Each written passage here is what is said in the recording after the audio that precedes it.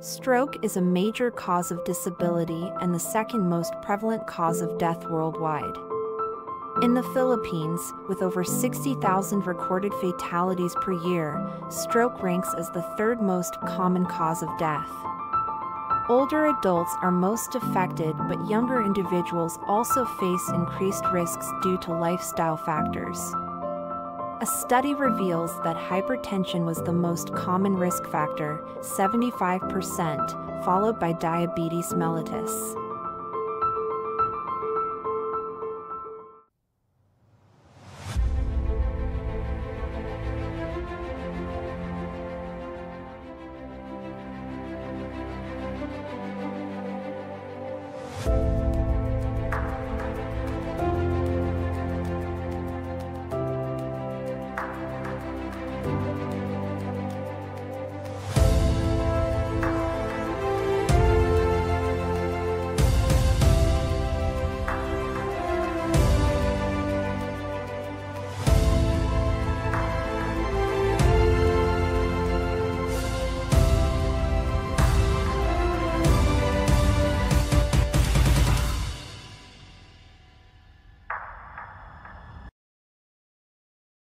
So, tayo, imong BP kay taas siya than expected, no?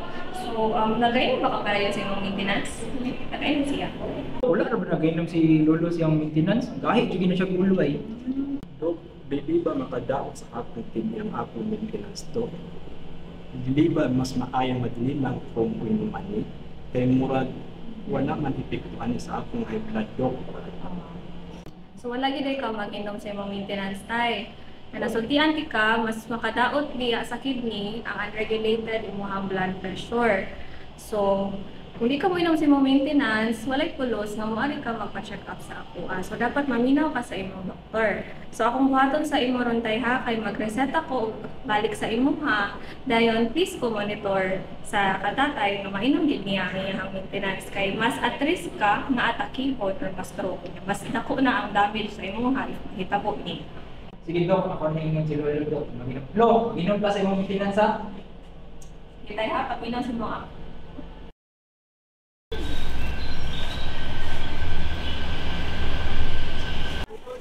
Lo! Saan ba na, Lo? Nabigin na biya kay high blood ha? Ya, pajugat inom si imong tambal. Ayaw ra. Ayaw ra, Lo.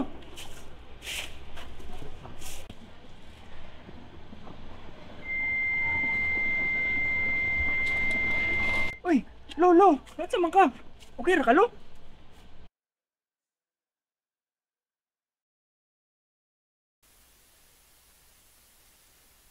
Lo, inagod ko ba kung sa imong gibati? Okay ra ko, mangayon na lang kong tubig.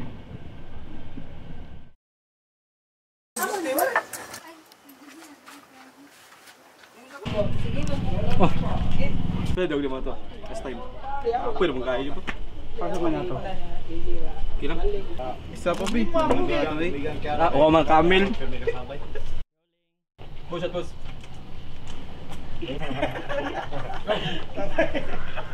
Magyapang. Bert! Gainom inom na pod ka? Di pa ingon ng doktor na bawas sa imo ha? Imong blood pressure. Unsa man ko, retired naman ko. Usa lang nakabotilya. Di ra na usa ka botilya. Kano sa man kanigawas na dili ilim na yung gipalit. Sus, unsa man ko, baskog pa man ko. Baskog pa karon. Pero kung padayon na nimo, aw, magawas na jud na yung mga sakit. Wala, muna to. Samo eh. Sus.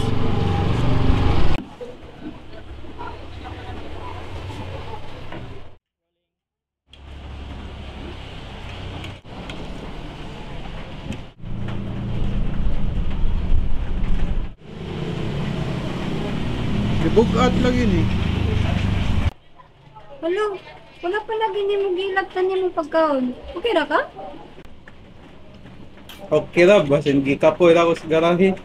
Tiguang ang ko. Kapuya lagi ganina yun. Ay, sa rato eh. Pero sakit pala dito. Dari lagi mo? Binto. Sino ko sa dito? Kasi mo.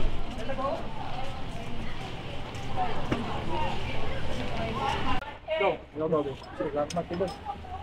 Salamat po sir. Ang last. Ang last. Tata.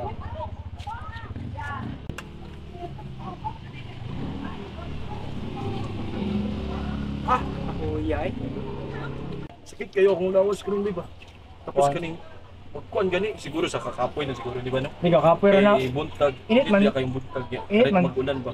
Init may ganin mo. Parang wala ko mapil sa iba. Mo ba? Sa kakapoy na siguro di ba? Nakapoy na niya. Init iganin na niya. Palit og uwan. Yo kabantay ko sa iba nga kanang dili nang umaris sa kita. So dili umalis na ba? Mo ba? Smile ko no. Bantay ka? Pikas magdisot pag kaal sa akong kamot ba pikas. Hello, Hindi lang bitaw. kuan. Hello. Mo bitaw.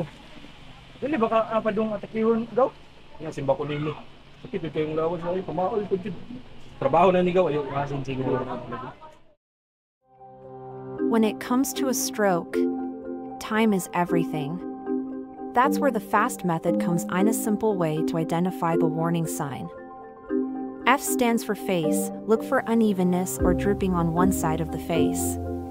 For the letter A, arms, ask the person to raise both arms. Weakness in one arm is a warning sign. S for speech. Slurred or strange speech indicates a problem. And lastly, T for time. If these signs are present, it's time to act immediately and seek help. Lo, feel gina ko ba? Yatake ka ba?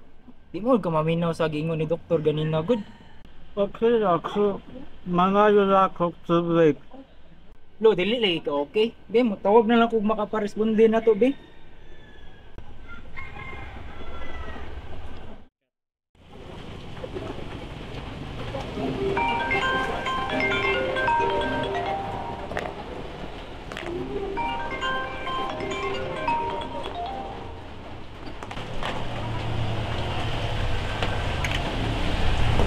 Bert, okay ba to?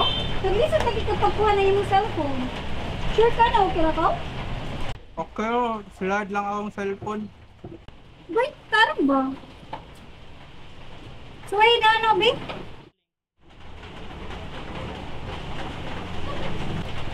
Naunsa naman eh. Hala, bus stroke na niya. Ay, sa. Tawag ko na ako pinson. Tabangis ako, Dom. Boss, sunday ko, parana daw. Sige. Repeat after me, the sky is blue. The sky is blue. Wala. Ma'am, mara nag-stroke, gini mong bana, mara kailangan yun ako i-dala sa hospital. Sige. Sige, tabayan ko.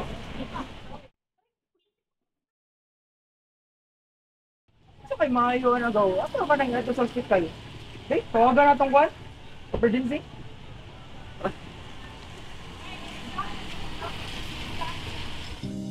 Recognizing the signs of a stroke and recognizing it fast can mean life and death. It is crucial that others around them recognize the symptoms. Knowing the FAST method isn't just for those experiencing a stroke, it's for everyone around them too.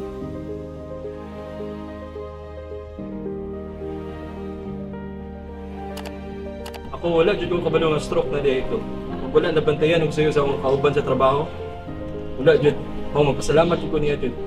Sabi ko sa katiguangon na to na ko, may na lang nabantayan sa akong asawa ang sintomas kung nasa balcony. Hindi ako mas pa. Pasalamat ang ako na kapano akong ako sa iyo.